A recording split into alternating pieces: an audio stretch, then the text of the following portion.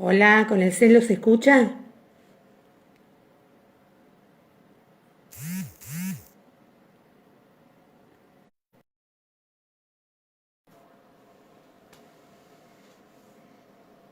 ¿Me están escuchando? ¿Sí? ¿Arranco? Bueno, no sé si me están viendo por el celu o por la compu. Tengo las dos cosas y en la compu no tengo ningún comentario. Así que, bueno, voy a seguir acá por el celu. Eh, Intenté con la compu, pero no hay caso. Bueno, hoy vamos a leer entonces dos capítulos de La Cruz Ardiente. El primero es Disturbios y empezamos entonces. Vamos a correr un poquito acá. Ahí está. A pesar de la intermitente llovizna, hacia el final de la primera hora de pasar consulta, aún esperaba su turno una considerable multitud de pacientes. Como era el último día de reunión, quienes venían soportando un dolor de muelas o la duda de un sarpullido habían decidido súbitamente aprovechar la ocasión para ser atendidos. Despedí a una joven afectada por un bocio incipiente, aconsejándole que se procurase una cantidad de pescado seco. Al vivir tan lejos del mar no tendría la seguridad de conseguirlo siempre fresco, y comiera todos los días un poco, por su alto contenido en yodo. El siguiente, llamé, mientras me apartaba el pelo mojado de los ojos. La muchedumbre se abrió como el mar rojo, dejando ver a un anciano menudo, tan flaco que parecía un esqueleto andante vestido con harapos. Traía en los brazos un lío de pieles. Cuando lo tuve cerca, descubrí a qué se debía la deferencia de la gente. Hedía a mapache muerto. Por un momento supuse que ese montón de pieles grisáceas podía ser en verdad un mapache muerto. Ya tenía unas cuantas pieles cerca de los pies, aunque por lo general mis pacientes se tomaban la molestia de separarlas de sus propietarios originales antes de traérmelas. Pero entonces aquello se movió y un par de ojos brillantes me miraron desde la masa enmarañada. «Mi perro está herido», anunció sin más el hombre. Después de apartar con brusquedad los instrumentos y depositar al animal en mi mesa, señaló un desgarro en el flanco del animal. «Usted lo atenderá». No había dado a su frase un tono de solicitud, aunque al fin de cuentas mi paciente era el perro, que parecía bastante más cortés. De tamaño mediano, tenía las patas cortas, el pelaje hirsuto y unas orejas desflecadas. Jadeaba plácidamente sin hacer intento alguno de escapar. «¿Qué le ha sucedido?», pregunté mientras ponía fuera de peligro la vasija tambaleante. Cuando me agaché para buscar suturas esterilizadas en el frasco, el perro me lamió la mano. «Se ha peleado con un mapache». Musité observando al animal con gesto dubitativo. Teniendo en cuenta su improbable ascendencia y su evidente cordialidad, cualquier aproximación a un mapache hembra se habría debido antes a la lujuria que a la ferocidad. Como para confirmar esa impresión, el animal proyectó hacia mí unos cuantos centímetros de su rosado miembro reproductor. «Le gustas, mamá», comentó Bri muy seria.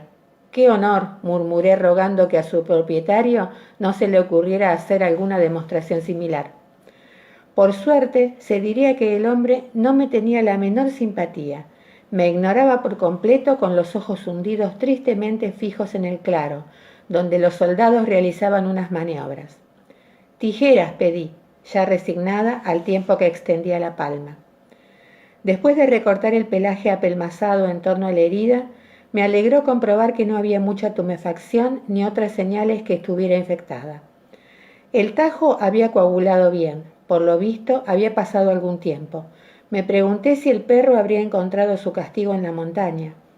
El anciano no me resultaba conocido, ni hablaba con entonación escocesa. Parecía dudoso que hubiera participado en el encuentro. ¿Quiere usted sujetarle la cabeza, por favor?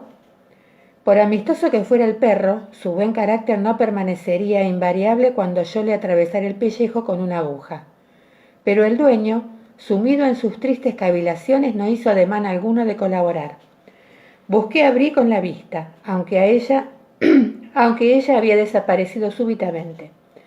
Vamos, Abalai, vamos a ver, dijo una voz sedante a mi lado. Al volverme sorprendida, vi que el perro olfateaba con interés los nudillos de Murray MacLeod. Ante mi cara de asombro, él se encogió de hombros con una sonrisa. Luego se inclinó hacia la mesa y aferró al estupefacto animal por la piel del cuello y el hocico. Le aconsejaría que actuara deprisa, señora Fraser, dijo. Sujetando con firmeza la pata más próxima, comencé. El animal reaccionó tal como lo hace la mayoría de los humanos en circunstancias similares, retorciéndose con vigor en un intento de escapar. Sus uñas rasgaron la madera tosca de la mesa.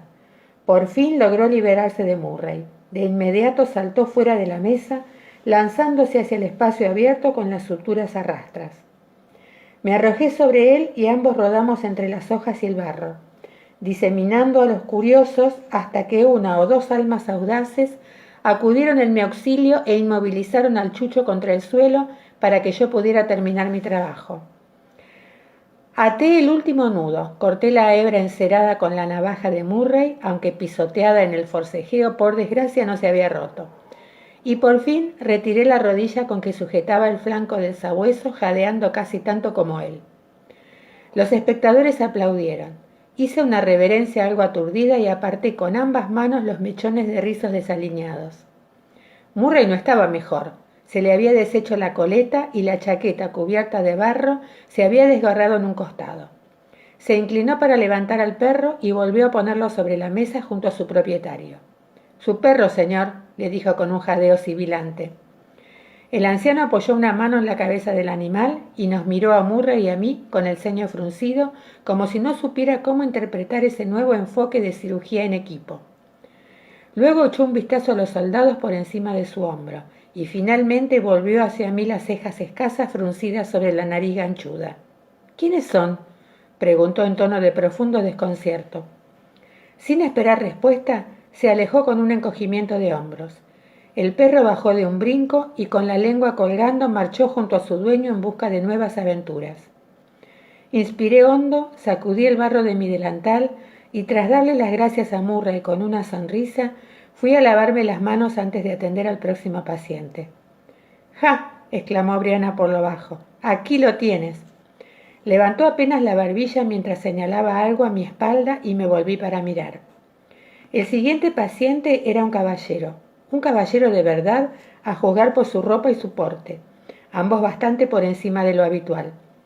Yo lo había visto rondar por el extremo del claro, observando de forma alternativa mi centro de operaciones y el de Murray, como si se preguntara a cuál de los dos médicos brindar el privilegio de atenderlo. Por lo visto, el incidente del perro había inclinado la balanza en mi favor. Eché un vistazo a Murray, que estaba visiblemente disgustado. Los caballeros solían pagar en efectivo. Me encogí un poco de hombros como pidiéndole disculpas. Luego, con una simpática sonrisa profesional, indiqué al nuevo paciente que tomara asiento en mi taburete. «Siéntese, señor, y dígame dónde le duele». El caballero era un tal señor Godwin, de Hillsborough. Su principal dolencia era una molestia en el brazo, pero noté que ese no era su único problema. Una herida recientemente cicatrizada serpenteaba por el costado de su cara, estirando la comesura del ojo hacia abajo en un visqueo feroz. El cardenal de la mejilla señalaba el sitio donde había recibido el golpe de un objeto pesado por encima de la mandíbula y sus facciones tenían el aspecto hinchado de quien se ha ganado una fea paliza en un pasado no muy lejano. Bastaba una provocación para que los caballeros se ensalzasen en una pelea, igual que cualquiera, pero este parecía de una edad avanzada como para ese tipo de entretenimientos. Aparentaba unos 55 años. La próspera barriga presionaba contra los botones de plata de su chaleco. Tal vez lo habían emboscado para robarle, aunque no había sido en su camino a la reunión, pues esas lesiones databan de hacía varias semanas. Palpé con tiento el brazo y el hombro mientras le pedía que lo levantara y lo moviera un poco, y le hacía breves preguntas. El problema era bastante obvio. Se había dislocado el codo, aunque por suerte la lesión se había reducido por sí sola, Parecía tener desgarrado un tendón que ahora estaba atrapado entre el olecranon y la cabeza del cúbito. De ese modo, cualquier movimiento del brazo empeoraba la lesión. Eso no era todo. Palpando cautelosamente hacia abajo, descubrí por lo menos 3 fracturas simples en el antebrazo y a medio soldar. No todo el daño era interno. Observé los restos descoloridos de 2 grandes moretones en el antebrazo encima de las fracturas. Cada uno de ellos era una mancha irregular de tono amarillo verdoso. En el centro, el negro rojizo de la hemorragia profunda. Si estas no son lesiones recibidas en defensa propia, me dije, yo soy china. Bri, búscame unas tablillas adecuadas, ¿quieres? Pedí.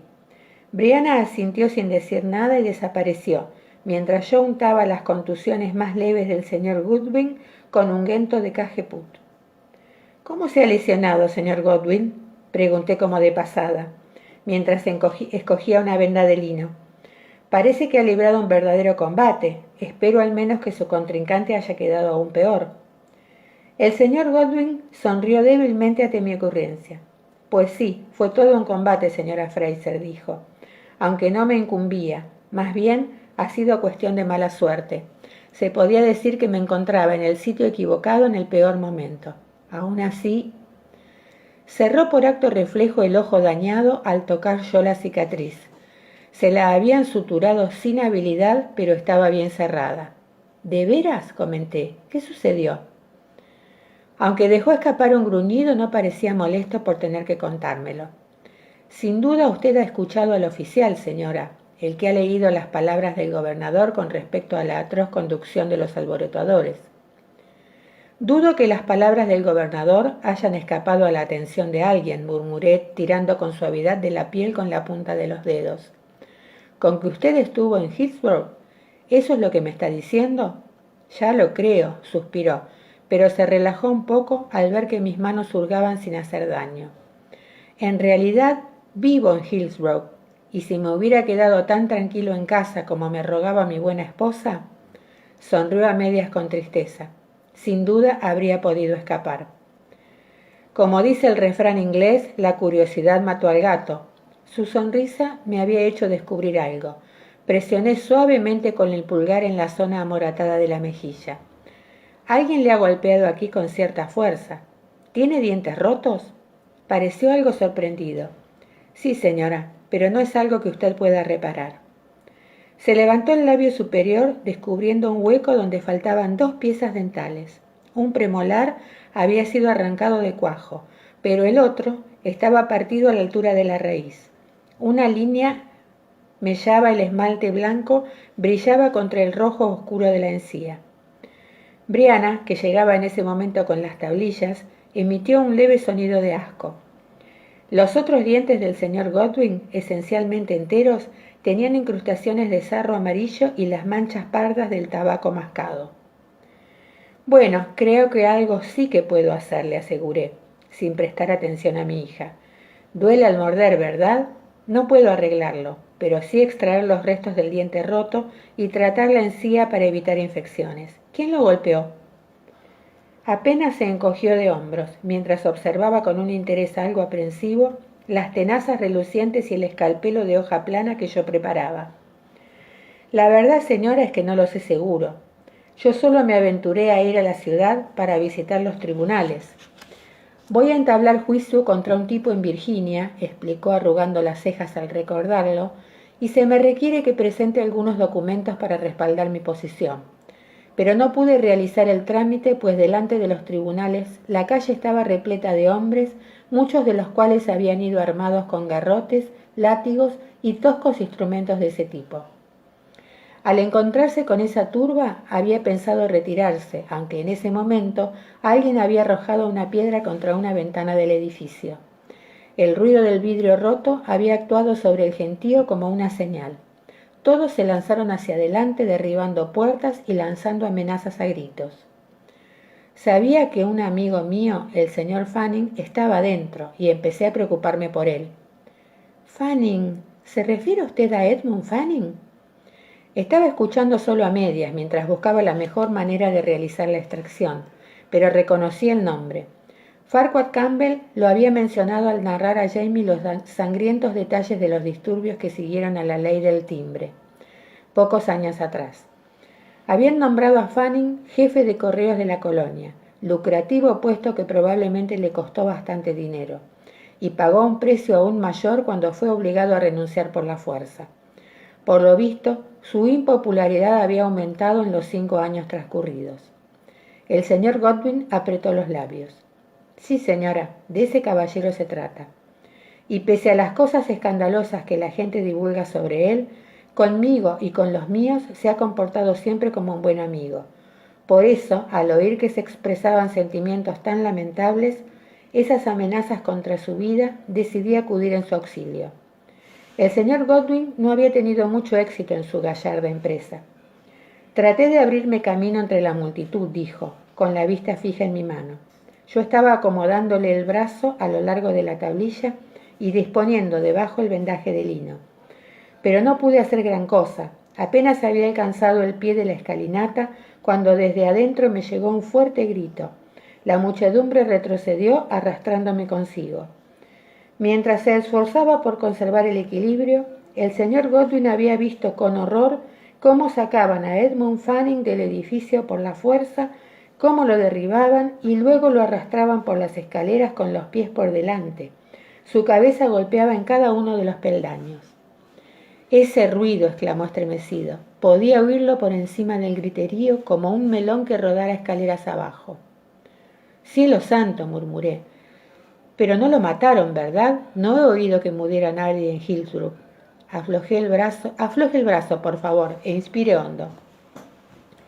El señor Godwin cogió aire, sí, pero solo para lanzar un fuerte resoplido. Le siguió una exclamación mucho más grave. Yo acababa de girar el brazo, liberando el tendón atrapado y alineando la articulación como Dios manda. Se puso muy pálido y sus mejillas pendulares adquirieron el brillo del sudor, aunque después de parpadear unas cuantas veces se recuperó noblemente. Pues si no murió, no fue por misericordia de los desalmados, dijo. Fue solo porque decidieron que sería más divertido arremeter contra el juez mayor.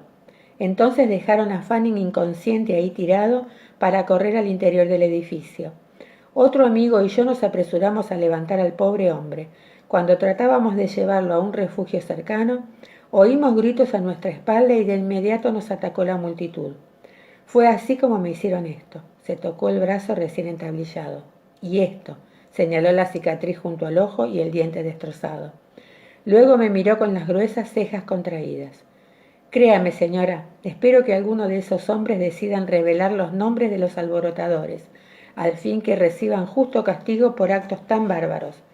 Pero si encontrara aquí a quien me golpeó, no lo entregaría a la justicia del gobernador. Por supuesto que no lo haría. Mientras cerraba despacio los puños, me clavó una mirada fulminante como si sospechara que yo tenía al criminal escondido bajo la mesa. Brianna se removió inquieta. Sin duda estaba pensando, como yo, en Hobson y Fowles. En cuanto a Abel McLennan, sin importar lo que hubiera hecho en Hillsborough, me sentía inclinada a tomarlo por espectador inocente. Después de murmurar algunas palabras solidarias sin comprometerme, saqué la botella de whisky que utilizaba como desinfectante y tosca anestesia. Al verlo, el señor Godwin pareció reanimarse de manera notable. Solo un poquito de esto para fortalecer el espíritu, sugerí llenándole una copa. Así le desinfectaría también el horrible interior de la boca. Reténgalo un momento antes de tragar. Eso le entumecerá el diente. Me volví hacia Brianna mientras un obediente Godwin sorbía una buena cantidad de licor con las mejillas infladas como las ranas a punto de cantar. Mi hija estaba un poco pálida, pero no supe si le había afectado el relato del paciente o la visión de su dentadura.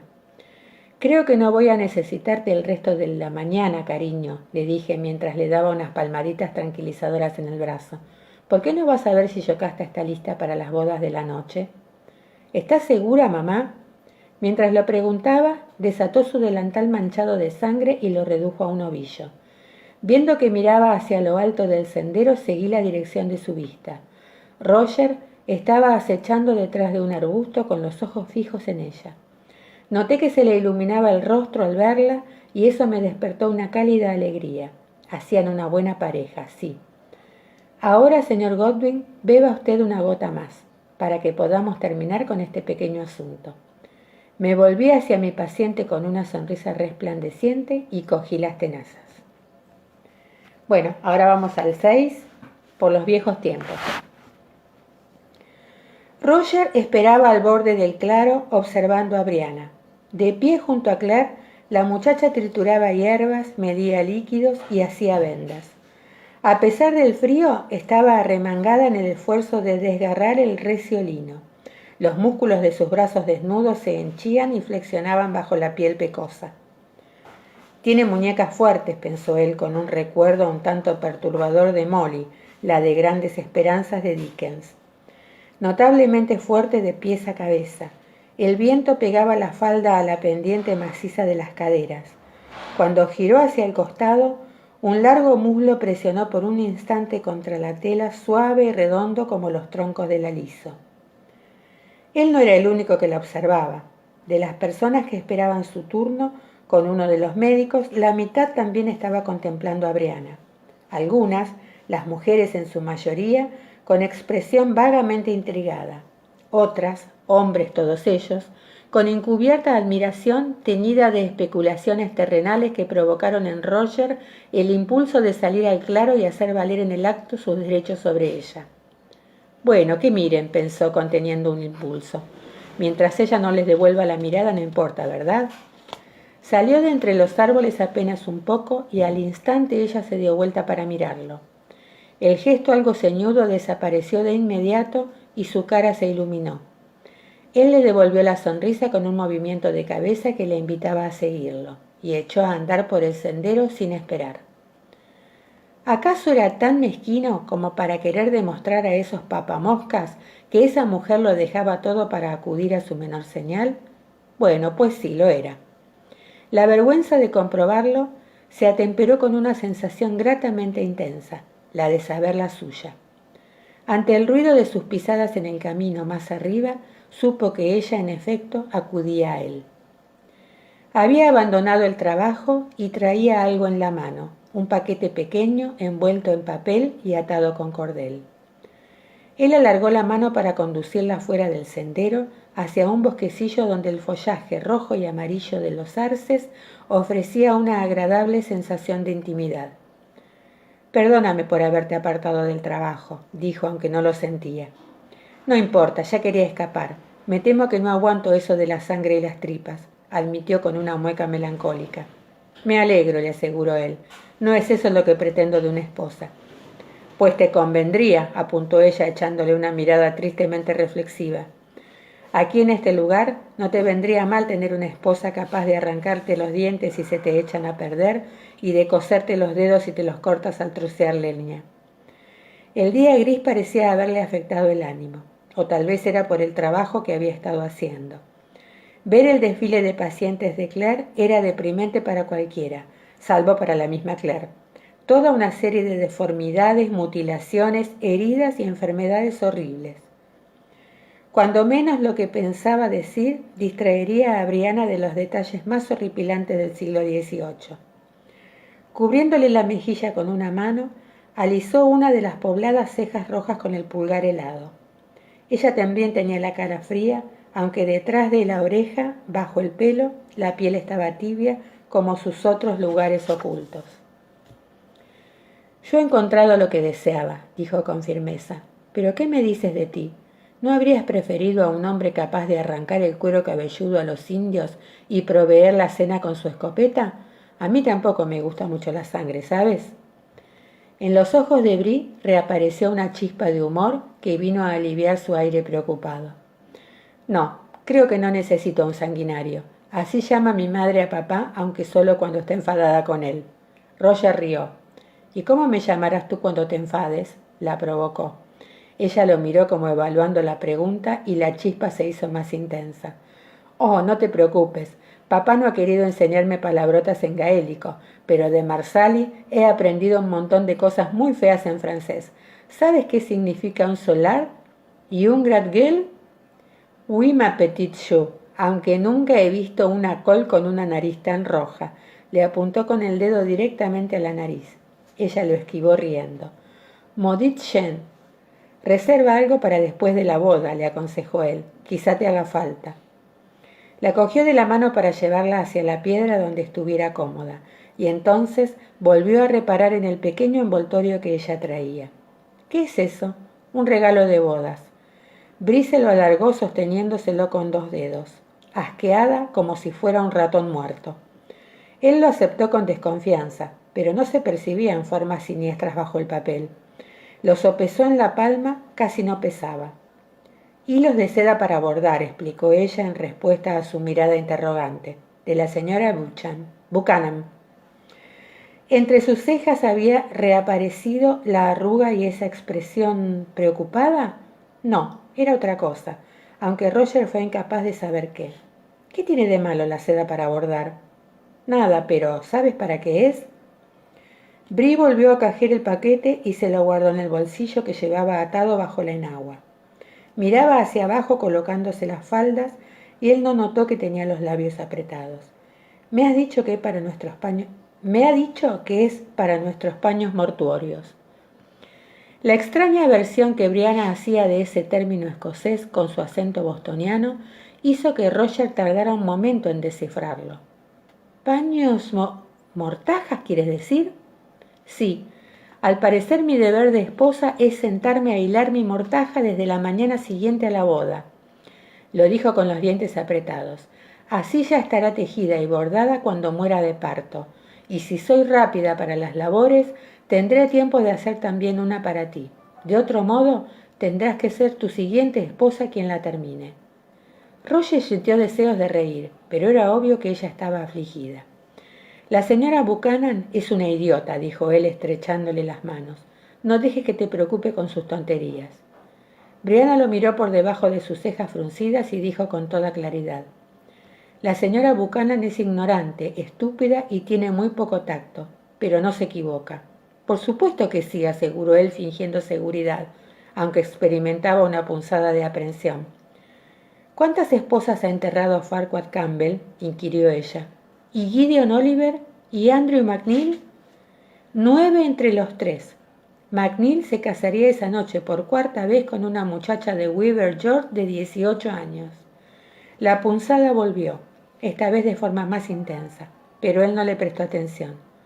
Sin embargo, Jenny Van Campbell ha tenido 8 hijos y enterrado a 2 esposos, contraatacó firme. La propia señora Buchanan sigue vivita y coleando después de haber tenido 5 críos. Los he visto con mis propios ojos, todos cabezas huecas pero sanos. Eso provocó una renuente contracción de labios que lo alentó a continuar. No tienes nada que temer, tesoro. Con Jimmy no tuviste ninguna dificultad, ¿no es cierto? ¿No? Pues si crees que eso es tan fácil, la próxima vez puedes hacerlo tú, le espetó ella.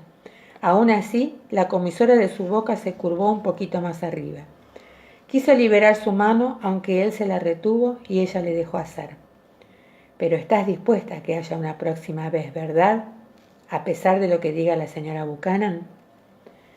Aunque su tono era deliberadamente ligero, la estrechó contra sí, ocultando la cara en su cabellera para que no viese lo importante que era esa pregunta para él. Sin dejarse engañar, Bree se apartó un poco hacia atrás. Sus ojos azules como el agua investigaron en los de él. ¿Te casarías conmigo a pesar de tener que observar el celibato?, preguntó. Es el único método seguro. El aceite de Atanasia no siempre da buen resultado. Ahí tienes a Marsali. La existencia de la pequeña Joan era un testimonio elocuente de lo inefectivo que resultaba ese método anticonceptivo. Aún así, debe de haber otros recursos, expresó él. Pero si quieres el celibato, pues bien, sea. Ella se echó a reír porque la mano de Roger se había tensado con gesto posesivo contra su trasero mientras sus labios pronunciaban la renuncia. Sin embargo, la risa se apagó y el azul de sus ojos se tornó más oscuro, más turbio. «Lo dices en serio, ¿verdad?» «Sí», aseguró él. Y era cierto, a que la sola idea le pesaba en el pecho como si hubiera tragado una piedra. Con un suspiro, ella le acarició la mejilla con una mano, siguiendo la línea del cuello y el hueco de la base. Presionó con el pulgar contra el pulso palpitante, dejándole sentir sus propios latidos aumentados por la sangre. Lo había dicho en serio, pero inclinó la cabeza hacia ella y le buscó la boca. Necesitaba unirse a ella con tanta urgencia que lo haría de cualquier manera posible, con las manos, con el aliento, la boca, los brazos. Su muslo presionó entre los de Brie, separándole las piernas. Ella apoyó una mano contra su pecho como para rechazarlo, pero luego la tensó, aferrando a un tiempo la camisa y la carne.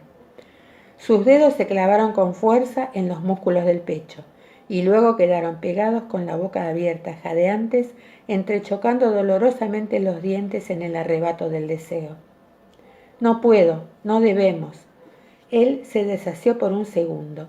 Su mente, entorpecida, echó mano de palabras fragmentadas. En ese instante la mano de Brie encontró el camino bajo su kilt, un toque frío y firme en su carne acalorada. Entonces perdió por completo la facultad del habla. Una última vez, antes de renunciar, dijo Brie. Su aliento lo coronó de calor y bruma, por los viejos tiempos, y cayó de rodillas entre las hojas mojadas, arrastrándolo con ella. Llovía otra vez. La cabellera esparcida se veteaba de humedad. Tenía los ojos cerrados y la cara vuelta hacia la llovizna. Las gotas le golpeaban las mejillas rodando como lágrimas. En realidad no sabía si reír o llorar. Roger yacía a su lado medio cubriéndola. Su peso era un consuelo tibio y sólido. Su kilt protegía de la lluvia las piernas desnudas y enredadas de los dos. Ella curvó una mano contra su nuca, acariciándole el pelo mojado y lustroso como piel de foca negra. Entonces él se incorporó con un gruñido de oso herido. Una ráfaga fría golpeó el cuerpo de Brie, húmedo y caliente allí donde habían estado en contacto. «Perdona», murmuró él. Lo siento, no debería haber hecho eso». Ella abrió apenas un ojo. Roger se incorporó sobre las rodillas balanceándose y le bajó las faldas arrugadas para cubrir su cuerpo. Había perdido el corbatón y el corte de su mandíbula estaba nuevamente abierto. Brie le había desgarrado la camisa, tenía el chaleco abierto y le faltaban la mitad de los botones. Estaba manchado de barro y sangre, con hojas secas y fragmentos de bellotas en las ondas de pelo negro. «No importa», dijo ella incorporándose. No estaba en mejores condiciones. Tenía los pechos hinchados por la leche que había empapado la camisa y el corpiño en grandes manchas helándole la piel. Roger, al notarlo, recogió el manto que ella había dejado caer y le cubrió suavemente los hombros. «Lo siento», repitió mientras le apartaba el pelo enmarañado de la cara fría. Fría la mano contra su mejilla. «No te preocupes». Ella trató de ordenar los fragmentos dispersos de sí misma que parecían rodar por el diminuto claro como cuentas de mercurio. «Todavía estoy amamantando a Jamie. Son solo 6 meses. Creo que aún no hay peligro». «¿Pero por cuánto tiempo más?» Todavía le atravesaban el cuerpo pequeñas descargas de deseo entremezcladas con el miedo. Necesitaba tocarlo.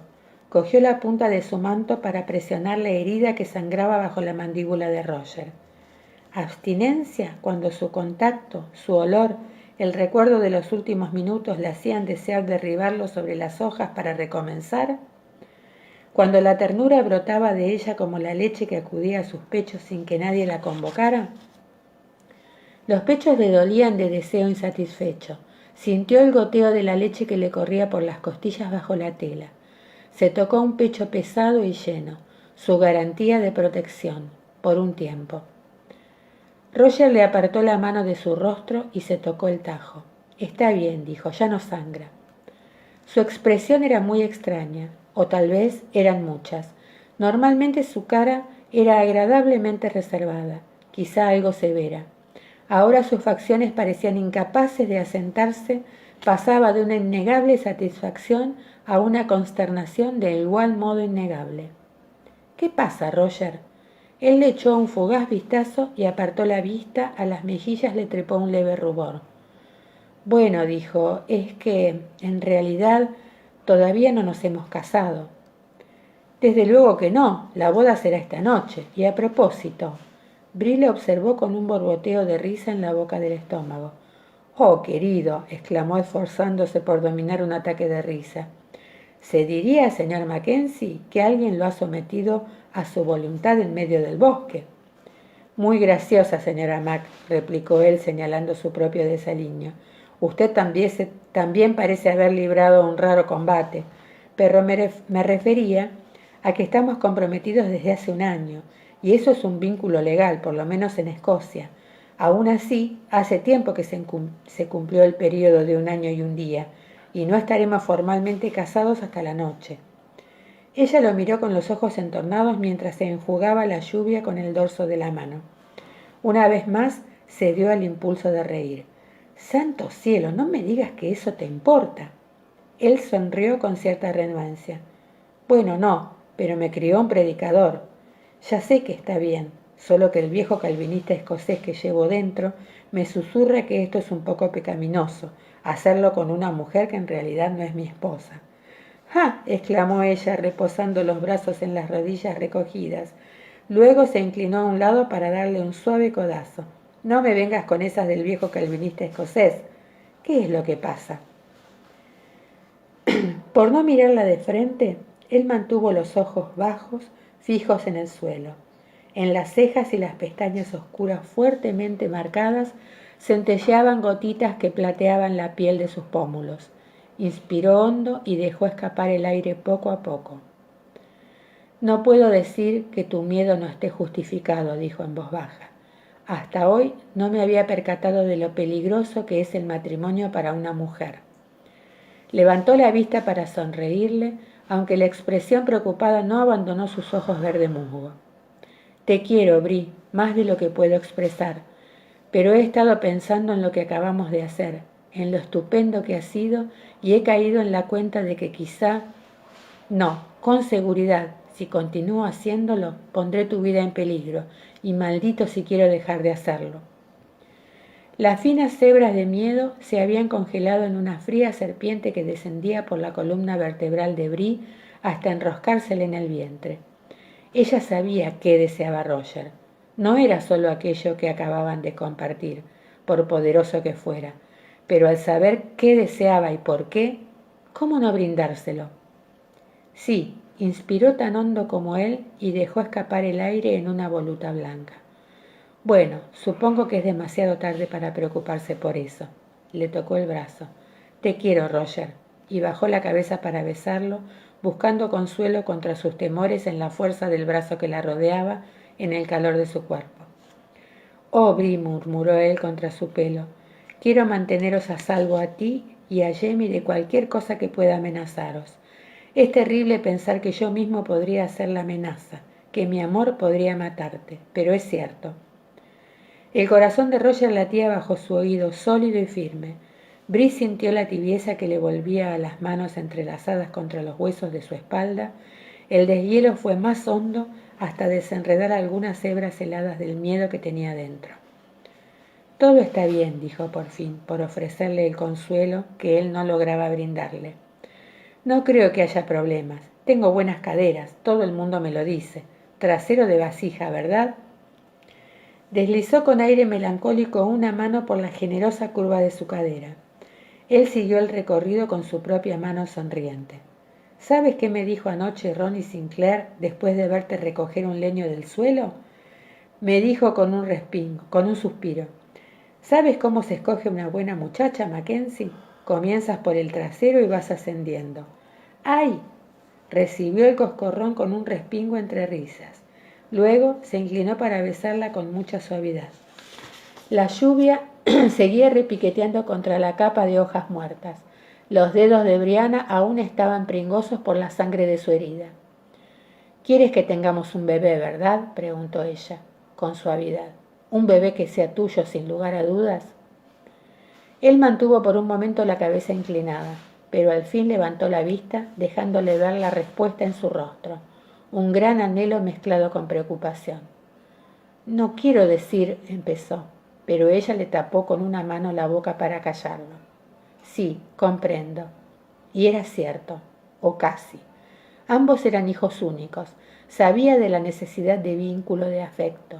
pero la suya estaba satisfecha. Había tenido no un padre cariñoso, sino dos. Una madre que la amaba más allá de los límites del espacio y el tiempo. Los Murray de Lallybrook, como si alguien le hubiera regalado una familia sin previo aviso. Y sobre todo su hijo, su carne, su sangre, un peso pequeño y confiado que la ataba con firmeza al universo. Roger, en cambio, era huérfano. Durante mucho tiempo había estado solo en el mundo tras perder a sus padres antes de conocerlos. Muerto su viejo tío, no tenía a nadie que lo amara solo por ser de su propia sangre, solo a ella.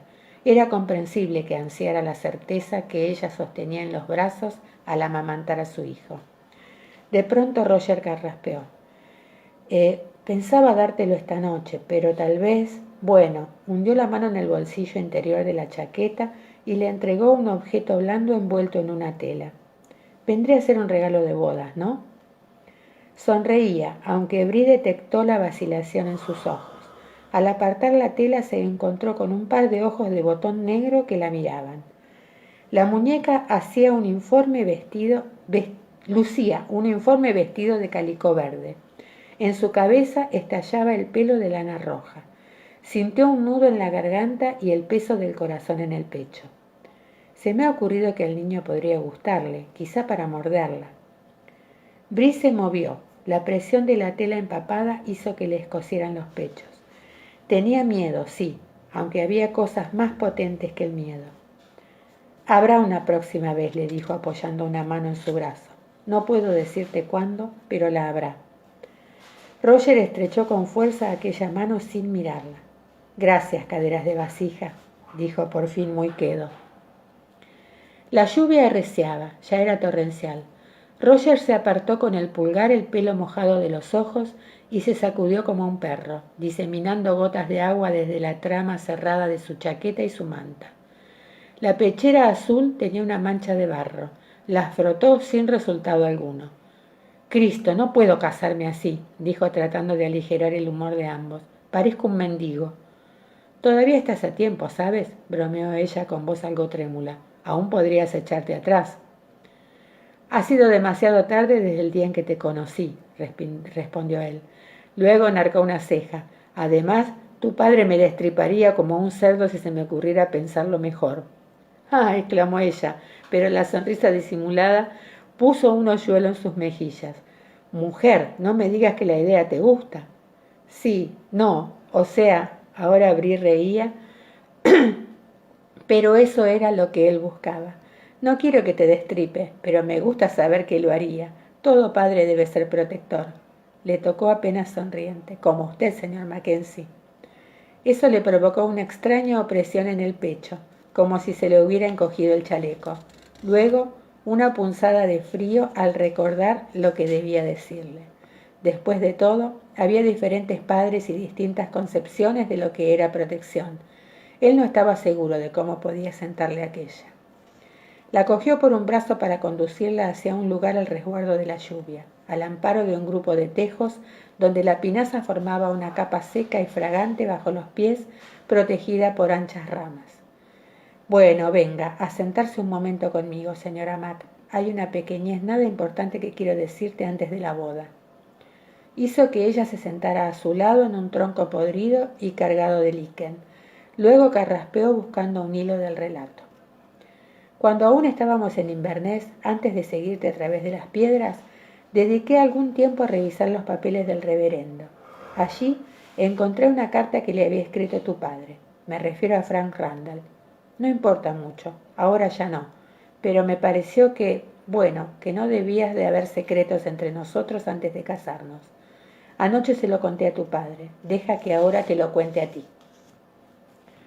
La mano de Brie cubría cálidamente la suya, pero los dedos se fueron tensando según él hablaba. Entre las cejas de la muchacha creció un surco profundo. Otra vez, le pidió ella al terminar Roger, cuéntamelo otra vez. Por darle el gusto, él repitió la carta tal como la había memorizado palabra por palabra, tal como se la había recitado a Jamie Fraser la noche anterior. ¿Con que esa lápida que está en Escocia, con el nombre de papá, es falsa? La estupefacción le hizo alzar un poco la voz. Papá, Frank, hizo que el reverendo la pusiera allí en el cementerio de Santa Kilda, pero él no está, es decir, ¿no estará bajo ella?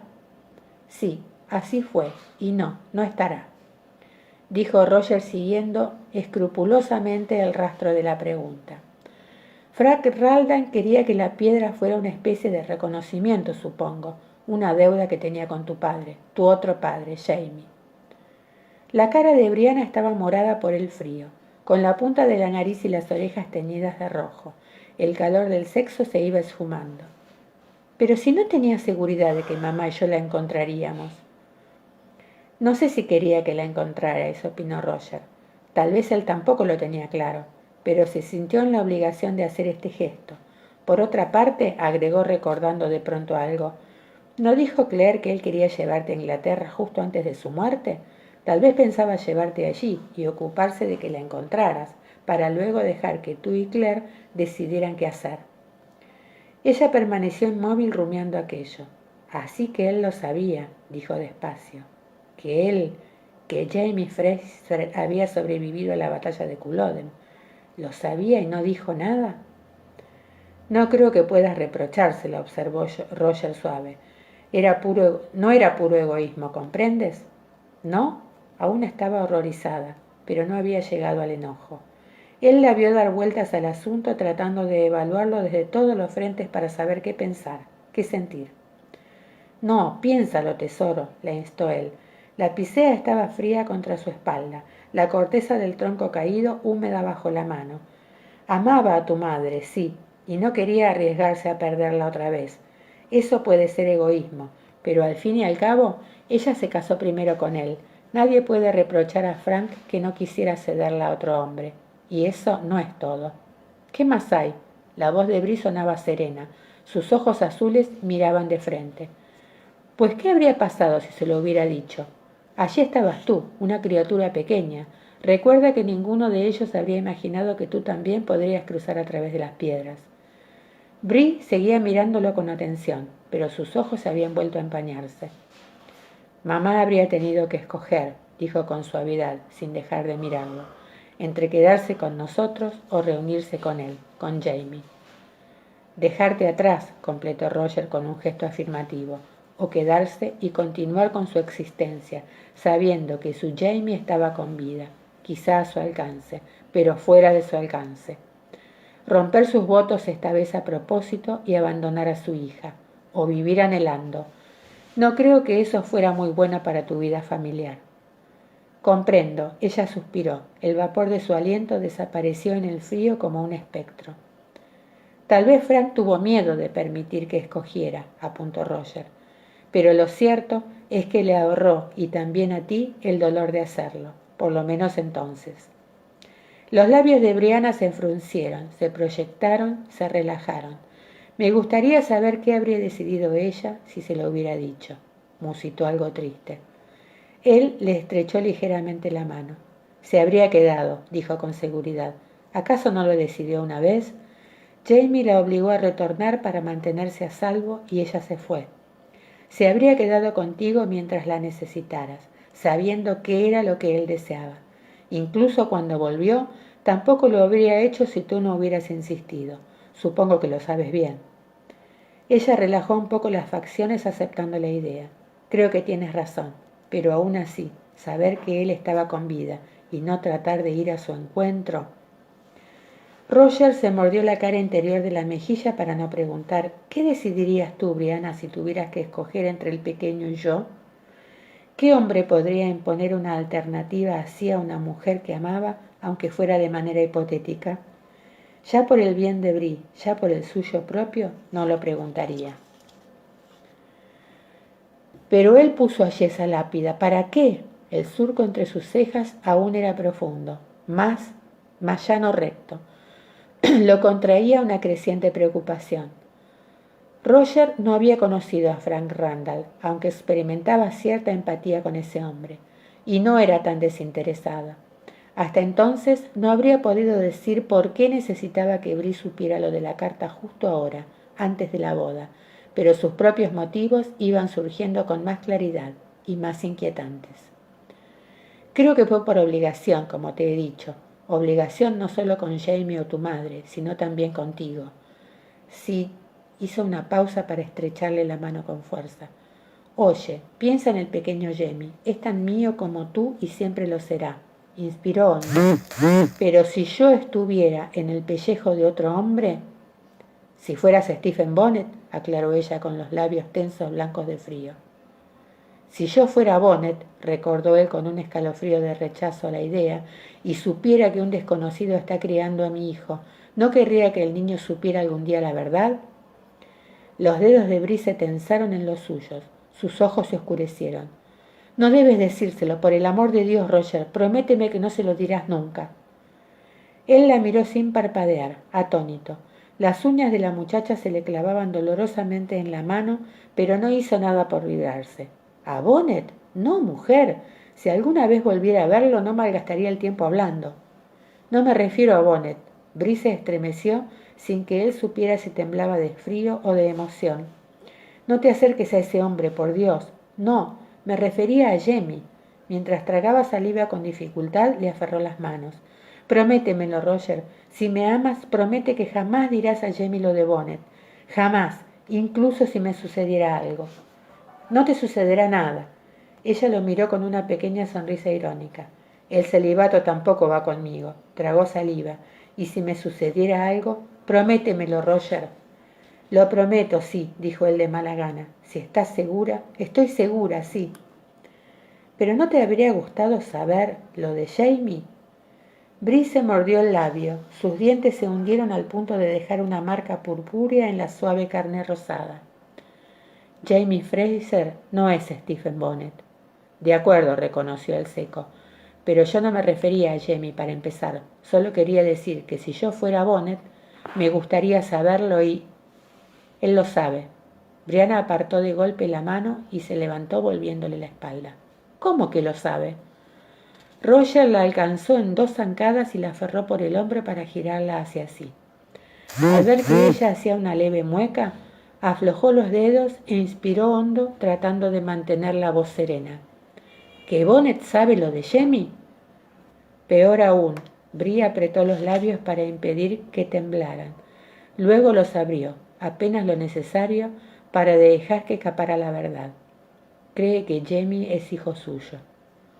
Consciente de que no volvería a sentarse a su lado, Roger le enlazó el brazo con fuerza para obligarla a caminar consigo a través de la lluvia y las piedras sueltas, más allá del murmullo del arroyo y de los árboles oscilantes, hasta que el movimiento la calmó lo suficiente. Entonces ella pudo hablar de aquellos días que había pasado sola en Riverroom, prisionera de su embarazo, hablarle de Lord John Grey, el amigo de su padre y de ella misma, a quien había podido revelar sus miedos y sus conflictos. Temía que todos vosotros hubierais muerto, todos, mamá, papá, tú. Aunque la capucha se le había caído hacia atrás, no hizo nada por reacomodarla. El pelo rojo pendía sobre sus hombros como chorreantes colas de rata. Tenía gotas de lluvia adheridas a las pobladas cejas rojas. Lo último que papá me dijo, no lo dijo siquiera. Tuvo que escribirlo porque yo no le dirigía la palabra. Tragó saliva al tiempo que se pasaba una mano bajo la nariz para enjugar una gota que allí pendía. Me dijo que debía encontrar la manera de perdonarlo. A Bonnet. ¿La manera de qué? Como ella trató de liberar su brazo, Roger cayó en la cuenta de que le estaba clavando los dedos en la carne. Entonces aflojó la mano y se disculpó con un pequeño gruñido. Bree inclinó brevemente la cabeza. Él sabía de eso, dijo, y se interrumpió para mirarlo, ya dominados los sentimientos. Ya sabe lo que le sucedió en Wentworth. Con cierta torpeza, él hizo un breve gesto afirmativo. En realidad, no tenía una idea clara de lo que le habían hecho a Jamie, ni deseos de saber más. Había visto las cicatrices en su espalda y sabía por algunos comentarios de Claire que eran solo un vago recordatorio. Él sabía de eso, repitió Bree, y sabía que era necesario hacer. Me lo dijo. Si quería sentirme íntegra otra vez, debía hallar el modo de perdonar a Stephen Bonnet. Así que lo hice. Roger estrechaba la mano de Brianna con tanta fuerza que percibió el leve movimiento de sus huesos. Ella no se lo había contado y él nunca hizo preguntas. Hasta ese momento nunca habían mencionado el nombre de Stephen Bonnet. «Lo hiciste». La voz le sañó gruñona. Tuvo que detenerse a carraspear. «¿Lo encontraste, pues? ¿Hablaste con él?» Ella asintió. Mientras se quitaba el pelo mojado de la cara, Gray había venido a decirle que Bonnet estaba preso y condenado. Mientras aguardaba que lo transportasen a Wilmington para su ejecución, lo retenían en el sótano bajo el depósito que la corona tenía en Cross Creek. Allí fue donde Brianna acudió a visitarlo, llevando consigo lo que confiaba que fuera la absolución, para Bonnet y para sí misma. Estaba enorme, su mano esbozó el bulto del embarazo avanzado. Le dije que el bebé era hijo suyo. Iba a morir. Tal vez lo consolaría un poco pensar que dejaba algo tras de sí. Roger sintió que los celos le apretaban el corazón, en un ataque tan abrupto que por un momento el dolor le pareció físico. ¿Que dejaba algo tras de sí?, pensó. ¿Algo suyo? ¿Y yo? Si yo muriera mañana, y bien podría ser, muchacha, aquí la vida es tan peligrosa para mí como para ti. ¿Qué dejaría de mí atrás? Dime. Supo que no debía preguntarlo. Había jurado no expresar jamás el pensamiento de que Jamie pudiera no ser hijo suyo. Si entre ellos había un verdadero matrimonio, Jem era su fruto, cualesquiera que fuesen las circunstancias de su nacimiento. Sin embargo, sentía que las palabras se le escapaban, que ardían como ácido. Entonces, ¿estaba seguro de que el niño era de él? Bree se detuvo en seco para mirarlo con los ojos dilatados por el horror. No, no, por supuesto. Si estuviera segura te lo habría dicho. En el pecho de Roger el dolor se calmó un poco. Vale, pero le dijiste que era... ¿No le dijiste que había dudas? Iba a morir. Mi intención no era contarle la historia de mi vida, sino ofrecerle algún consuelo. Él no tenía por qué enterarse de tu existencia, de nuestra noche de bodas. O vete al diablo, Roger, le dio una patada en la espinilla. Él se tambaleó por la fuerza del ataque, pero la sujetó por un brazo impidiéndole huir.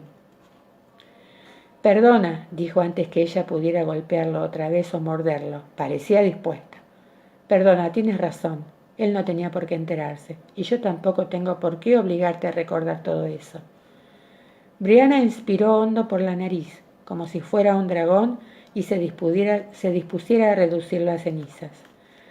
La chispa de furia se atenuó en sus ojos, aunque aún seguía ardiendo en sus mejillas. Le apartó la mano, pero no huyó. Claro que sí, dijo clavándole una mirada sombría. Has dicho que no debería haber secretos entre nosotros, y tenías razón, aunque a veces, cuando revelas un secreto hay otro escondido detrás, ¿cierto? Sí, pero no se trata, no es mi intención. Antes de que él pudiera decir nada más, lo interrumpió un ruido de pisadas y conversación. 4 hombres salieron de la bruma, hablando en gaélico con aire despreocupado. Llevaban redes y parecían afilados. Todos iban descalzos y mojados hasta las rodillas. Las sartas de pescado fresco relumbraban bajo la luz lluviosa. «Hazme Reich». Un hombre los vio por debajo del ala empapada de su sombrero y de inmediato rompió en una ancha sonrisa mientras recorría su desaliño con una mirada astuta. «Pero si eres tú, Zorzal, y la hija del Rojo, hombre, ¿no podríais controlar vuestros impulsos hasta que oscureciera?» Sin duda es más dulce probar la fruta robada que esperar la bendición de un sacerdote marchito. Echándose el gorro hacia atrás, otro de los hombres había hecho un gesto rápido con las manos para dejar en claro a qué se refería con la palabra marchito. «Ah, no», dijo el tercero enjugándose las gotas que pendían sobre su nariz mientras miraba a Brianna, que se había ceñido el manto. «Él solo estaba cantándole una canción de bodas, ¿verdad?» «Bien que conozco la letra de esa canción», aseguró su compañero ensanchando la sonrisa hasta exhibir la falta de un molar, «pero yo la canto con más dulzura». A Brianna volvían a arderle las mejillas. Aunque no hablaba el gaélico con tanta fluidez como Roger, no se le escapaba el sentido de esas bromas groseras. Roger se plantó delante de ella, protegiéndola con su cuerpo. Pero los hombres no tenían mala intención. Pese a los guiños y a las sonrisas apreciativas, no hicieron más comentarios. El primero se quitó el sombrero para golpearlo contra su muslo, sacudiéndole el agua. Luego fue al grano.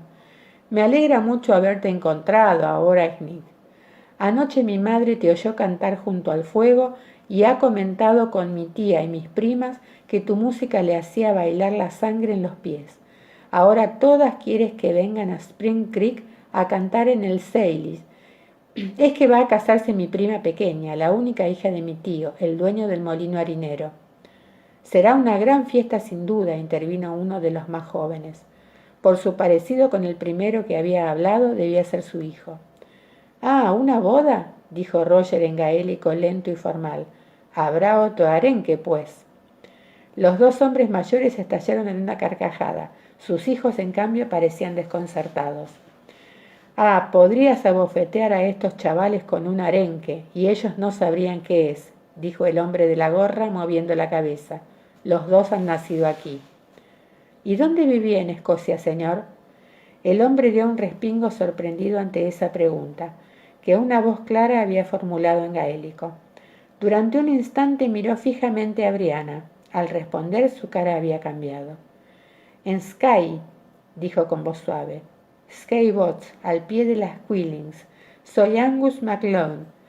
Skye es la tierra de mis padres y de mis abuelos, pero mis hijos han nacido aquí. Hablaba en voz baja, pero su tono apagó la hilaridad de los jóvenes, como si sobre ellos hubiera caído una manta húmeda. El hombre del sombrero gacho miró a Brianna con interés. ¿Y tú, Anigian, has nacido en Escocia? Ella movió mudamente la cabeza, ciñéndose el manto a los hombros. Ante la expresión interrogante de los hombres, Roger respondió: Yo sí, en Kyle de Lochlas. Ah, la satisfacción se extendió por las facciones marchitas de MacLeod. Por eso conoces todas las canciones de las Highland y las islas. No todas, corrigió él sonriendo, pero sí muchas, y quiero aprender más. Hazlo, dijo el otro, cabeceando despacio. Hazlo, cantante, y enséñaselas a vuestros hijos. Su mirada se posó en Brianna con una leve sonrisa curvándole los labios. Que se las canten a mis hijos, y así ellos conocerán el lugar del que han venido, aunque jamás lo vean.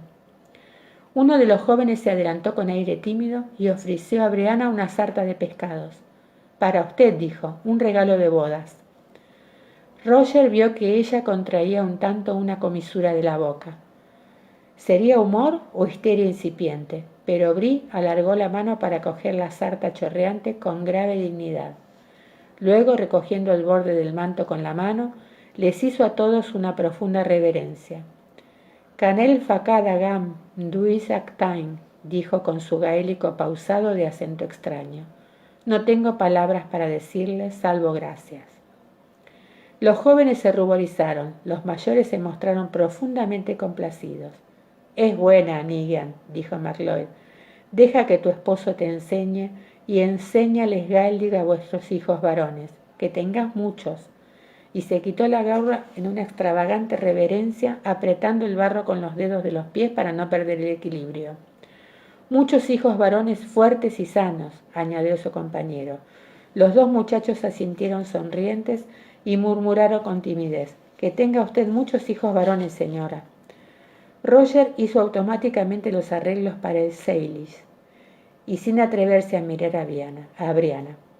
Cuando los hombres se marcharon, lanzando miradas curiosas hacia atrás, ellos permanecieron en silencio separados por 1 o 2 pasos. Brianna mantenía la vista fija en el barro y la hierba, cruzadas de brazos. En el pecho de Roger perduraba el ardor, aunque algo alterado. Quería tocarla, volver a disculparse, pero pensaba que con eso no lograría sino empeorar las cosas. Al final fue ella quien dio el primer paso. Se le acercó para apoyar la cabeza en su pecho. La frescura de su cabellera húmeda le rozó la herida del cuello. Sus pechos estaban enormes, duros como piedras, y pujaban contra él como apartándolo. «Necesito a Jamie», dijo ella con voz queda. «Necesito a mi bebé». Las palabras se atascaron en la garganta de Roger, atrapadas entre la disculpa y el enojo. Hasta entonces No había imaginado lo penoso que sería pensar que Jamie pertenecía a otro, que no era hijo suyo sino de Bonnet. Yo también lo necesito, susurró al fin, y le dio un beso fugaz en la frente. Luego volvió a cogerle la mano para cruzar la pradera. La montaña, arriba, seguía amortajada en la bruma, invisible aunque de ella descendían gritos y murmullos, fragmentos de diálogos y música como ecos de algún Olimpo. Bueno, terminamos dos capítulos re lindos para empezar este largo libro de la Cruz Ardiente. Bueno, chicas, espero que hayan escuchado bien y nos vemos en la próxima lectura. Besito para todas.